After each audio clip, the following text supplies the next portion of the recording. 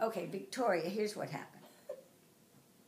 Everybody knows about Agatha Christie, and when I started being involved in archaeology, I heard from someone that Agatha Christie was married to a very well-known archaeologist called Sir Max Mallowan.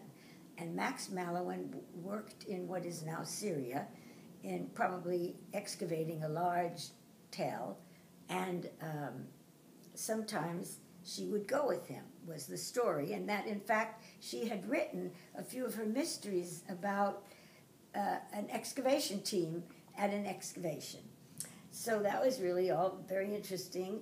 And one day I got an announcement saying that Max Mallowan was going to be speaking at UCLA. He was being hosted by the Archaeological Institute of America as one of their national speakers, and he would be arriving in Los Angeles such and such a date and give his talk the next day. And then I got a call from a friend of mine who was the president of the local AIA, and he said that they were having a cocktail party for Max Mallowan and Lady Mallowan named Agatha Christie. Well, I had heard that Agatha Christie was interviewed when she married Max Mallowan, because they're an interesting couple to look at. He is was a very dapper, not very tall man with, I think he had a little mustache, but he always just looked immaculate. And she is a large, sort of a shapeless lady wearing black. And she is not really worried about how she looks.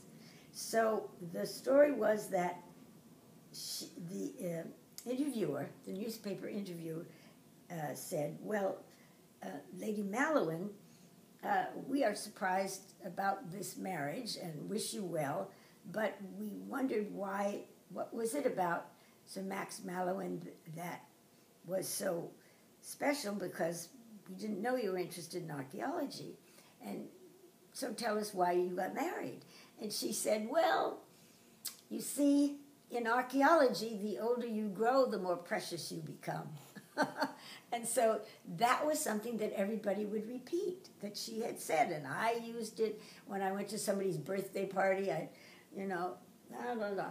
So I said to myself, well, we're going to go to the cocktail party. Sandy and I went to their house, and Lady Mallowan was seated on the couch in the living room, and Sir Max was in the dining room where they had set up a kind of a little bar, and everybody was being introduced to him. And the hostess, my friend, she said, if you want to speak to her, just stand here. And then there was somebody speaking to her. She was nibbling on nuts and having a little drink and being perfectly comfortable. Then she said, then when the next person goes, then I'm going to introduce you to her. And I said, okay, I'm going to ask her. And Joanne said, what are you going to ask her? And I said, I'm going to ask her, I'm going to tell her I've been quoting her and that I wanted to thank her for such a witty remark.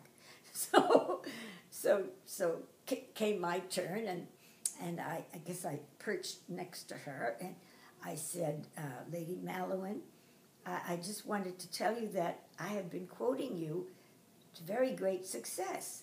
And she said, and what have you been quoting me, my dear? And I said, well, I've been quoting the statement that you gave to the newspapers when you married Sir Max Mallowan. Oh, and what was that? I said, and so I repeated it, that when they asked you about marrying him, about the reason or whatever, that you said, yes, that in the world of archaeology, the older you grow, the more precious you become.